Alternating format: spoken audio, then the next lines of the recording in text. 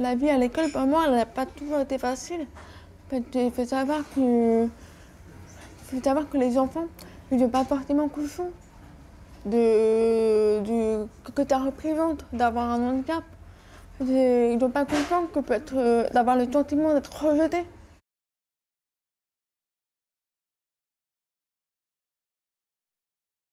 Mes parents m'ont fait le choix de me mettre en école en tendance dès la grande section maternelle. Et comme des systèmes adaptés, c'était mieux que rien. Voilà, je ne veux pas non plus m'appliquer complètement sur mon temps, mais c'est quand même pas normal qu'on n'ait pas un accompagnement complet. Ce que je voulais, c'est que j'avais le professeur en face de moi, là, et avoir ma codeuse à côté, qui retranscrit tout ce que le professeur lui à temps plein.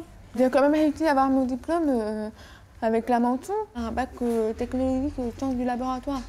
Mais si j'avais eu un accompagnement derrière, j'aurais pu mieux faire. Avec mes appareils auditifs, j'entends des bruits autour de moi.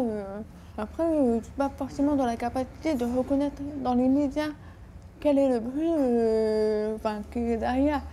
Par exemple, si c'est un bruit de voiture, que c'est un bruit de moto, que c'est un bruit d'un avion. Mais par contre, si j'enlève mes appareils auditifs, je n'entends rien du tout. C'est vraiment un silence complet, quoi. Il y a quand même des avantages. Tu peux dormir. On n'entend rien, donc on peut dormir tranquillement. Nous, on vit bien dans la société, mais c'est la société qui nous bloque en fait. C'est que bien, c'est qu'il y a vraiment un réel partage entre les entendants et les sourds, que l'effort ne viennent pas que d'un côté, mais dans les deux sens. Par exemple, si la personne entendante fait l'effort d'apprendre un peu la langue des signes, et nous, on fait l'effort face à elle à parler. Parler avec vous, c'est un effort. C'est un effort. Il faut que tu fasses attention, que les articles bien, que tu ne parles pas trop vite. C'est déjà un effort supplémentaire. Alors que la langue des signes, c'est ma première langue, c'est ma langue maternelle. C'est vraiment un instinct.